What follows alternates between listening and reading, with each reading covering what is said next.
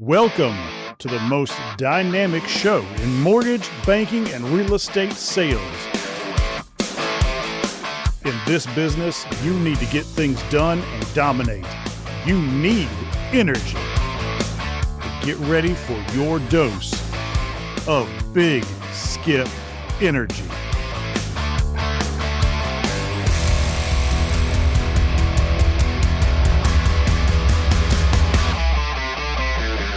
Mark Hunter, the Sales Hunter. Welcome to the Big Skip Energy Podcast. Hey, thank you for having me. We got some big energy. We got some big energy in this. Big time energy, baby. That's what it's all about. It is. I mean, sales is fun. Sales is fun. That's right. It is. Yeah. We get to go out there and get after it every single day. It takes a lot of energy. So it does. Well, listen, I really appreciate you coming on. For listeners out there who may not be familiar with you, know who you are, please introduce yourself for everybody. Yeah, my name is Mark Hunter. I'm known as the Sales Hunter. People ask me, what was your name before you changed it? No, I owe that to my parents. My last name's Hunter. So guess what? That's what you got to do. I get to spend every day helping people because I believe that sales is not a job. Sales is not a profession. Sales is a lifestyle. We get to wake up every morning. We get to help people. What's not to like about that? That's a kick in the pants. You want me to tell my story about how I got into sales? I would love for you to share this story because it's a good one. Because your story, not to spoil it, but in the mortgage business, we all kind of pride ourselves on the fact that nobody sets out to become a mortgage professional.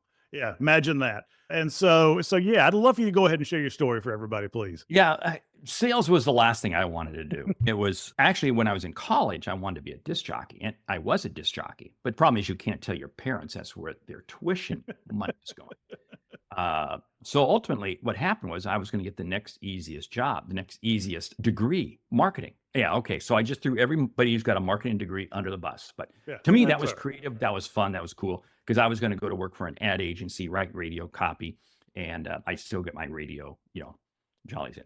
Problem was senior year, halfway through my senior year, I bought a new car. Yeah, that really upset my dad. And it really upset me when I got too many speeding tickets in the course of about 3 months. In 3 months, I got 4 speeding tickets. And hey, I was a senior in college. I was about ready to graduate. So I'm going to be responsible. I'm going to pay the tickets. Okay. Problem was about 4 weeks after graduating, I get this notice in the mail from my insurance company. And I'm still really trying to figure out what kind of job I want to do. What I got to do something. And I get this notice from my insurance company. They weren't canceling my insurance. They were inviting me into the high risk pool. Yeah. Some of you listen to this welcome invitation can relate to that. Yeah. It was. Now, here I had this problem. I had a car payment. I had apartment rent, and I had an insurance payment. I couldn't afford all three. I could not afford all three. One of them had to give. So I looked around with my college degree because I'm smart. And I said, I got to get a job that supplies me with a company car. That is how I wound up in sales. This was not on my radar screen at all. I wound up in sales. And in fact, my first sales job was selling beef to stores. Yeah. And to restaurants. That still goes with Hunter, though, if you think about it. Yeah. But believe me, I had no clue what I was doing. And I got fired from that job a year later. So I get a second job, second company car. And I'm with that company. I didn't even make with that company a year. I was with them like 7 months and I got fired. Yeah. I got a third sales job, third company car. And I'll never forget because third job, and my boss's boss one day calls me into his office and he sits me down. I'll swear I'm getting fired. I'm sure I am getting fired. And he told me, he said, Mark, you're not connecting with your customers. I go, oh, this is the lead up to him firing. He gave me the best lecture I'd ever had that I wasn't understanding what sales was. I wasn't understanding that sales is about listening to the customer, listening to their needs, finding out what their challenges are, and taking the time to craft your solution for them. And now I can't say that was a great wake-up call that suddenly I became the #1 top-performing salesperson. No, but it began my journey, beginning to realize that sales is not what you do to people.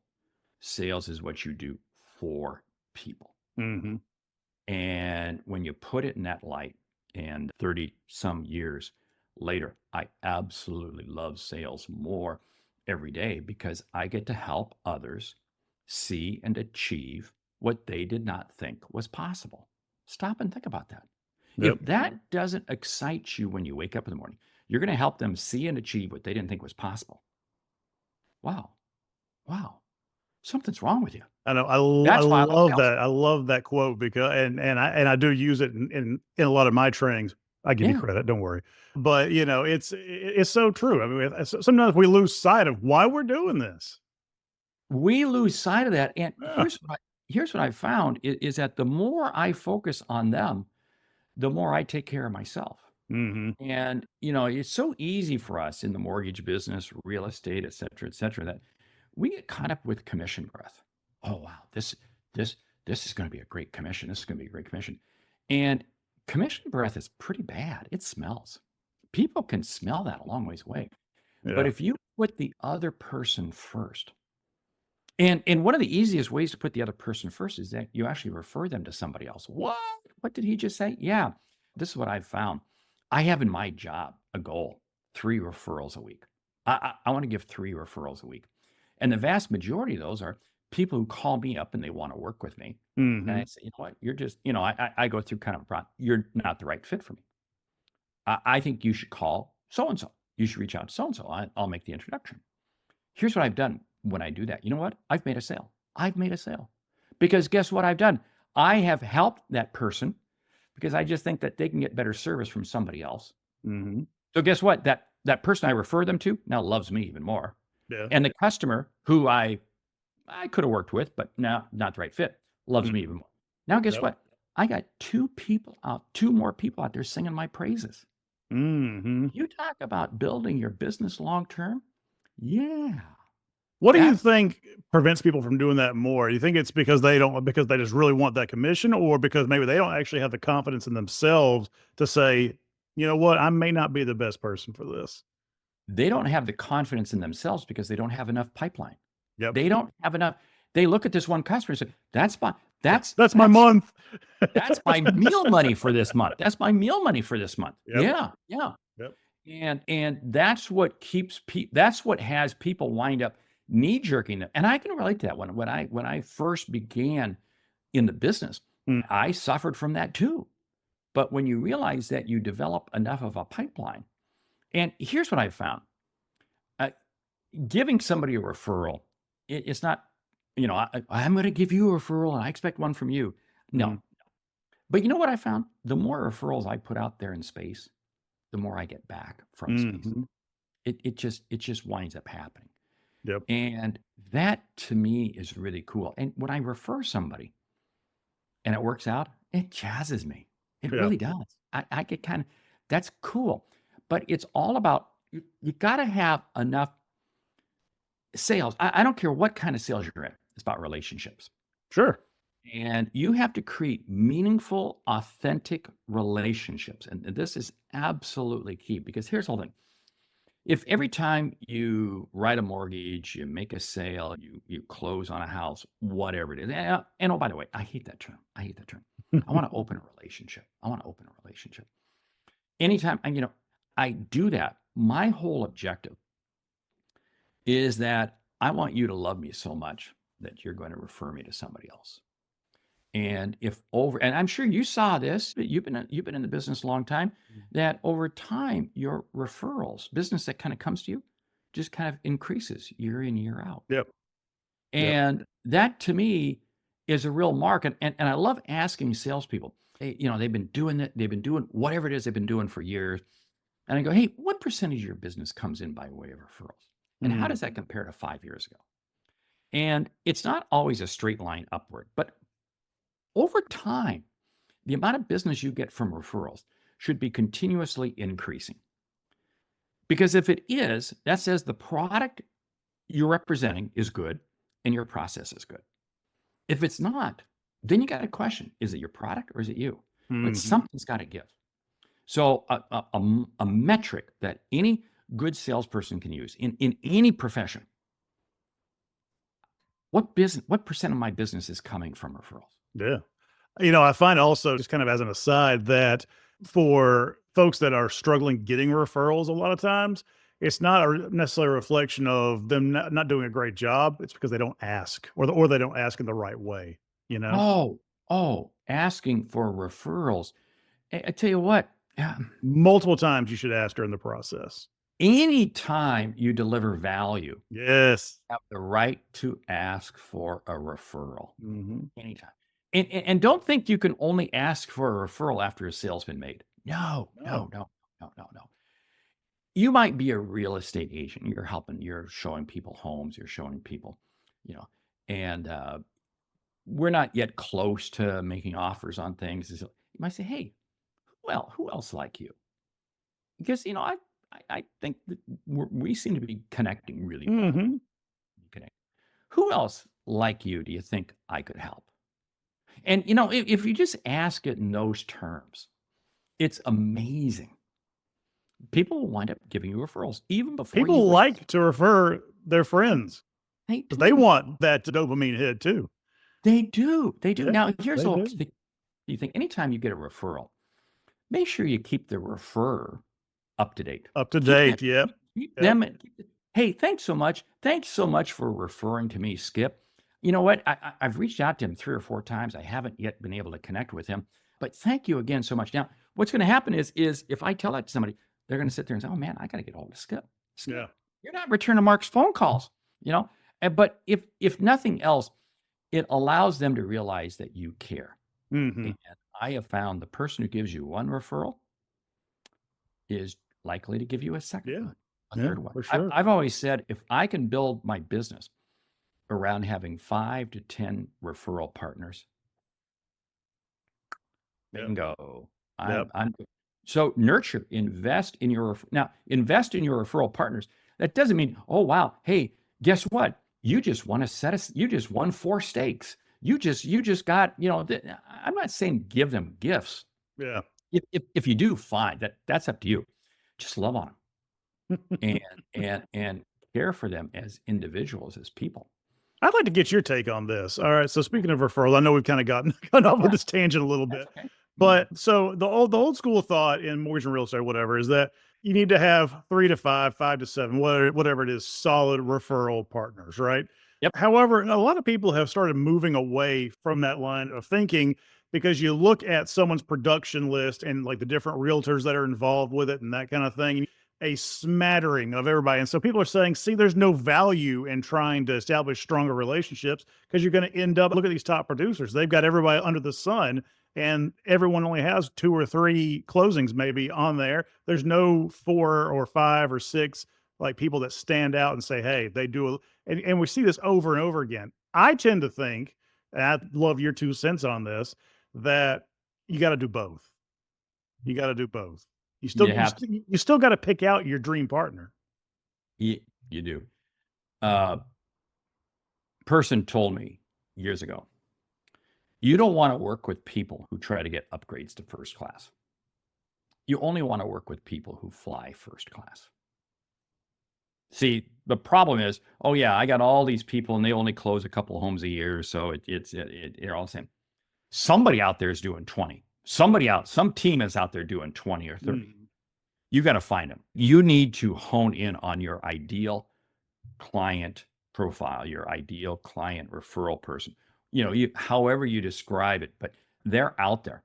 They are out there. And one of the things that we have to keep in mind is we have to be as efficient with our time as possible.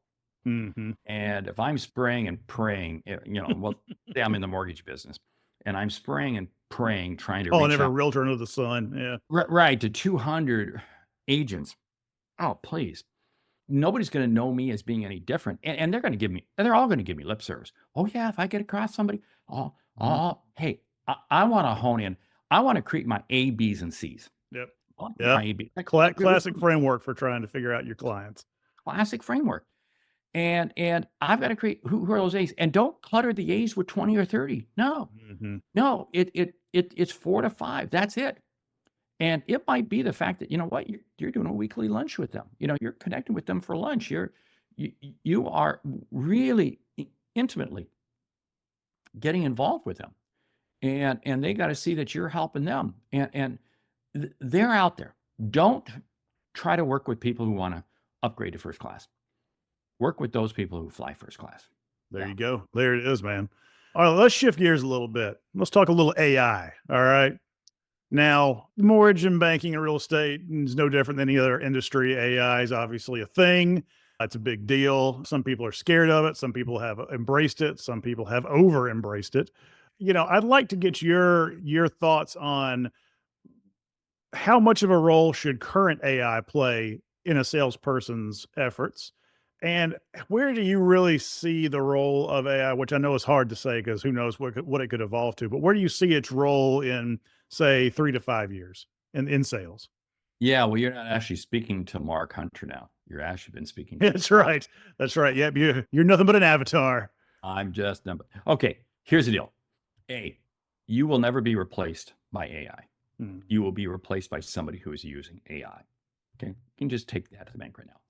If you're not using AI, you are getting very quickly left behind. Now, AI is not a finishing tool. I'll get to that in a moment. AI is an information starting tool. What I mean finishing tool. AI is not going to write your emails. It's not going to write your scripts. It's not going to do something like that. Oh, it can. Anyway. But I'll tell you what, it sucks. Okay. Yeah. And people pick up on it in 2 seconds. People pick up on that so quickly. So come on, get over that. What it can do, it can give you a tremendous amount of insights. I can use AI to begin understanding. We'll say I'm in the real estate business, and there's a company that suddenly announces that they're going to be moving 300 jobs from one city to your city. I can use AI very quickly to go in and find out, hey, AI, tell me about that company. Tell me about their industry. What are the challenges? What are the things? This at least allows me to have a little level of expertise if I can get some of those people on the phone, if I get some of those, if I start working with them. AI is a tremendous information tool. If you think about what AI is doing, Google would give you a URL. Okay. You would go into Google. Now they're using AI too right now, but it would point you to a web page.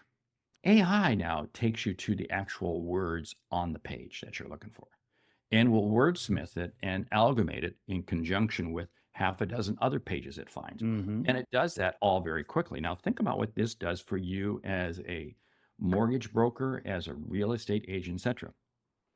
You've got to be crafting yourself in a way that you have your information out there available. Because here's the whole thing. AI is only smart enough to know what it can find on the internet. It doesn't know what's in your brain. You may be the smartest agent, the smartest broker out there. AI doesn't know that. No. AI does not know that. AI can only give you what you put into it. You got it. And this is the whole thing. It is amazing how people, for instance, if you go into chat and type in who are the top 10 sales kickoff speakers, my name always comes up. Who are the top 10 sales experts? My name always, because again, I've created enough information out there. Now, does that bring me business? Guess what? It does. It does. Now, I'm not saying we're going to play this game the same way 5 years ago we played, hey, let's buy all these domain names and let's just do an SEO stuff job. No, sorry. AI is moving too fast. But what I am saying is that you had better be prepared, that you better have some of your content out there. What you do need to do, you do need to create your own AI brain, your own AI agent. Let me explain what this is. Star Wars, Luke Skywalker, R2-D2. R2-D2 was Luke's agent. That's what we have to have. Now, here's why. This is why it's so important. If you can create an agent, and believe me, there are plenty of companies out there that will do it. What you're basically creating is a mini chat, we'll say. Chat's kind of the predominant AI out there. And it's just going to have Skip Wilcox's information. That's it. So now think about this. You have people that come to your website. You have people who are thinking, hey, you know what? I think I got to get a hold of Skip for a mortgage. And they find you on LinkedIn. And here's your thing.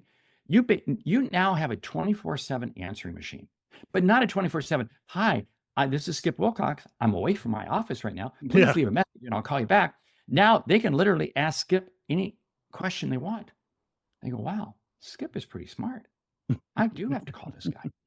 You see, our need to have an agent is going to be incredibly important in the next 12 months. And it's coming fast. Because remember, it was November of 22 is when AI really became a mass tool. It had been around for years before that. But in November of 22 is when OpenAI and chat exploded on the scene. Yep. And the world has never been the same since. Right. I think people, to your point, I would be shocked if 50% of the listeners to this show use Chat GPT or Gemini or OpenAI, whatever the service you, for more than just real basic, simple stuff, instead of really utilizing it for the in-depth researcher that it can be for you. Oh, that's the whole beautiful thing. You can go into AI and say, hey, chat, give me 5 reasons, give me 5 things as to how interest rate fluctuations will be over the next 12 months and the impact it could have on multi-unit housing in Houston, Texas, or Dallas, or wherever. Now again, depending on the chat tool, you're going to get different answers because not all AI is the same. I'm not going to go into a wonky hole here, but if you're chat, it's about 1.5 years old. That information is about 1.5 years old. Yep. If you're using Gemini, if you're using Copilot, or even if you're using the chat paid version, it's going to be more current, more relevant. Yeah. Funny how that works. The paid version gives you the most up-to-date current information. Yes. Yeah. Well, again, hey, we're a capitalistic society. That's right. That's what, I'm not complaining. I pay for Copilot. It gives me better stuff. So, but think about this. The only finite resource we have is time. Don't hesitate to spend the money. Paying $20 or $30 a month, that's chump change. As long as you use it right. To get it right. Yes. Yeah. So, in 3 years, do you see, obviously we've already talked about how, and I agree with you that we're not being replaced by AI. I think people crave that human connection way too much. You see the fake, images of people that can interact with you. People still know it's not real. And so they still, it's still just not that human connection. But where do you see AI playing a role in sales, in the next few years? Do you see just same but amplified? What are you seeing out there as far as, new trends in sales for AI and that kind of thing? Yeah, huge. It's more on the research side. Let's use single family housing. Yeah. I can take 8 homeowner agreements, and drop them in the AI. Hey, tell me the variances that exist between this homeowner's, agreement and others within a 25-mile radius. Oh, that's a good one. How is this impacting with the city planning of that city? Or what are the changes in zoning that have occurred, and how might that affect this? Think about that. Think about that research that we can get AI to do for us. That's where I think the value is, because now I can sit here. How many times, an agent, you might be taking somebody around and school district, and always this thing, I don't want to go making statements because I could be held liable. I understand that. But here's this premise. How does this school compare to that school? Hey, I can go into AI and I can begin saying, give me a rank, of all the elementary schools or all the parochial schools or whatever it is. Yeah. What are the traffic so there's a tremendous amount of information that AI can help me with. Now, is that going to communicate it? No, I don't want it to be. You're still responsible as the party to present the information you have compiled, but that can be a differentiator, right? Right. This is the beauty. Here's the thing. I've lived in 9 different states, and almost all of those states that I've lived in, it's been a move from one state to another. And I'm always amazed at how naive not naive, lack of knowledge the agent has of my frame of reference of the market I'm moving from. I'll never forget, I moved from Oregon to Tennessee. Yeah. And housing, zoning laws, everything completely different. Yeah. Different. Hell's different from Texas now from here in Georgia. That's right. So in other words, and I'm having to educate, because again, this is my frame of reference. My frame of reference was Oregon. And now I'm living in Tennessee. And if my agent could have gone in and said, hey, tell me the differences between zoning and building codes and et cetera, between the 2 states. Wow. Isn't that interesting, though? Because it also brings up another point of, well, in order to do that, the realtor has to be more focused on asking the right questions and getting to know their prospect better. So then Yes, we boy. all go back to square one of that eventually, you Hey, know? because I'll tell you what, driving around opening lock boxes, it's not gonna get you rich, Well, okay? there's the whole seller's agent, buyer's agent thing going on. Buyer's agents are really trying to show their value right now. What you Oh, just yeah. spelled out, it's a big deal. It's a big deal. Oh, yeah. And a lot of Oh, folks are yeah. already doing it, but a lot of folks aren't. All right, Mark, let's shift gears one more time because this is going to be episode 1 of season 10 of my show, very first part of the year. And we all know, in sales, this time of year is business planning and goal setting time, right? So fun times. I actually always really enjoy this because, I get to help folks try and essentially map out where they've been, where they want to go, right? And if you're a Yeah. salesperson, you're not doing that. As a side note, you're really missing the boat here. Yeah. You're just not gonna, you're not taking charge. But share with the listeners, if you would, maybe 2 or 3 of your most impactful tips as far as business planning for the upcoming year. Yeah. Don't set goals. Whoa! Hey, Did you stop the mic on that one? Okay, now let me back up and explain what I mean. I see too many people, what they do is they set goals. Oh, goals, I'm gonna do this. yeah, But they fail to look at the activities it's gonna take to achieve those goals. yeah. They don't reverse engineer it. Bingo. That is the problem. Yeah. If I am setting goals without re-engineering, reverse engineering, Mhm. and coming back and figuring out what are all the activities and all the things, because I see so many agents, what they do, and this is not just any salesperson. They set this lofty thing, and yet they don't even know what the average size of their average transaction is or commission is, and Mhm. how many showings this is going to take, how many leads it's going to take. And again, you got to reverse engineer. And then the whole premise is this: you got to realize that it's not a 12-month calendar. It's not Absolutely. a 12-month calendar. Because here's the whole thing. So many people, what they do is they kind of take January to kind of set their goals for the year. Well, guess Mhm. what? Now we're down to 11 months. Hello. And then boom. Once you get to Thanksgiving, it becomes wonky Yeah, a land. lot of people shut it down. It becomes wonky land. So guess what? Yeah. Now we're down to 10 months. Oh, by the way, let's see. You got a kid graduating and you got a couple weddings. You got, okay. Guess what? Yeah, you got You're your like, week vacation, the whole you're thing. down to 9 months. And before you know it, you're down to 8 months. And yet you built this plan Mhm. that's going to require you to work 24/7 to the goals that you Yep. set. Yeah, you're not the Waffle House of goal setting here. It's not gonna work. Yes. There's a reason why the vast majority of salespeople fail to make their goals each year, because they don't reverse engineer to Mhm. determine the activities and really line it up with the calendar. Yep. You've got to line it up with the calendar, because again, you don't have as much time as you think you have. And oh, by the I way, love that tip. Yep. yeah. Well, you know what? We're going to get this going. We're going to get this going. We're going to do this. And everything always takes twice as long as you think. Oh, Yep. always takes twice. Anything worth doing anyway. Oh, exactly. And yet at the same time, here's the other problem. We all overcomplicate things. We overcomplicate things. Mhm. You know, I got this mailing I'm going to send out, but I've got it. And 3 months later, I'm Gotta still make it perfect. Just Yeah. send it. Yeah. I would rather send something that's 95% today versus 100% 3 months from now. Yeah. Time is the only finite resource we have. And at the end of the day, here's what sales is all about. It's about creating an emotional experience. Now stop and think about what that means, emotional experience. Information is becoming table stakes. We were Mhm. talking about AI and so Yeah. forth. And I really do believe in information. And there's plenty of we all have competitors out there. We all have competitors. I have to somehow create an emotional experience with my clients. Yep. And that means it's me. I've never AI is not going to replace me. Nah. AI can back me up. AI can support me. AI Yeah, can, it's a supplement. Yeah. but it's not going to replace me.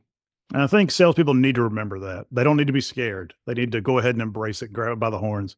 You don't need to be scared. We were all scared back in, I don't know, 98 and 99 when AOL came on the scene and That's remember right. that, the old modem sound. The modem that you put your phone in and yeah. And then this thing called Google search and all the Alta Vista and all these search engines. We thought that was the end of the world. No, the only thing it did was it ended the card catalog in the library. That's true. That's true. The old Dewey Decimal System did bite the dust. Dewey Decimal System suffered. I think we're all okay because of that. I don't know too many people other than Dewey or Decimal that suffered either. Yeah, that really had a problem with that. Yeah, so, that's the thing. You got to embrace it, Yeah, because again, I can't change it. I, Mark Hunter, am going to decree that AI is not going to change my world. So AI, stop doing what you're doing. Yeah. AI is not going to get that memo. No. So going back to planning, though, so the first tip was great. Do you have anything else that you think that listeners should know? Yeah, two things. You want to be breaking your business down into 3 large buckets, 3 large sources. One is referrals. You're going to get X amount of business from referrals. Okay, so that's fine. So that's good. 2, there's X amount of business that you're going to get. You just know because it's coming. These are people who put off doing this. They're going to buy. So really what you're doing is you're building your sales plan around a smaller piece than the total number. And that's where you focus your effort. Now, I got to put emphasis on referrals, but that's going to be different than my selling strategy. I got to put emphasis on this is repeat business. You may have a person who every year they come back and buy one additional property. Fine. That's business you're going to get. Okay, that's fine. So it's understanding your source of business and deploying your resources in that manner. 2, you can never control outlying factors. I don't know about you. I don't have Jerome Powell's cell number for the Fed. I don't know what. I don't know what the Fed rate is going to do. All right. Yeah. We every year we always hear this projection. Well, we're going to get 3 cuts or 2 cuts. Don't know. Well, the Mortgage Bankers Associations it's almost like a running joke in the industry that their forecasts are always way off. These are some of the best economists in the country. Isn't it amazing how there are 2 professions that you can be wrong and still make a fortune? Weather people and economists. Yeah. So it's going to be a high of 68 degree and we're going to get 4 cuts in the Fed. Both are wrong, but it's okay. It's an average. It's just what? I'm rolling the dice here. Okay, so here's the whole thing. Don't make excuses. Own it.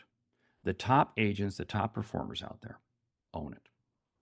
I was on the phone this morning with a person out of Phoenix, absolute top performer, crushing it. Some variances happening in the marketplace. And yet this gentleman was just, there's no excuse. I don't care what happens out there in the marketplace. I know this is what my plan's going to look like for next year, which help me validate it. And that's basically what we were doing. So don't make excuses. If you make excuses, get out of the business. Yeah. Because there's always uncertainty. And I love uncertainty because uncertainty creates opportunities. Uncertainty requires the customer to need me more. Yeah. Yeah. It's so I recorded another episode earlier today with somebody, and we actually, we were talking about the market and how, a lot of people use the market as an excuse to justify not doing as well as they should. And listen, I'd be lying if it said didn't play a role. However, you can control a lot that also, but these issues, necessity breeds invention. And so that gives us the opportunity to think of new ways to help people and do things differently that maybe we haven't done that will work now as opposed to 2 or 3 years ago. I'll tell you what, that echoes really strong in an email I got this morning from a gentleman out of Atlanta. Hey, man, we are missing our plan and da-da-da-da-da. And I made the comment back to him. I said, count yourself lucky because this is forcing you to look at your business differently. Yep. As a result, you're gonna find ways to do things differently. You're gonna find ways. So if we're not having challenges, we are never going to get to the next level. Yeah. And it's all just depends on how we respond.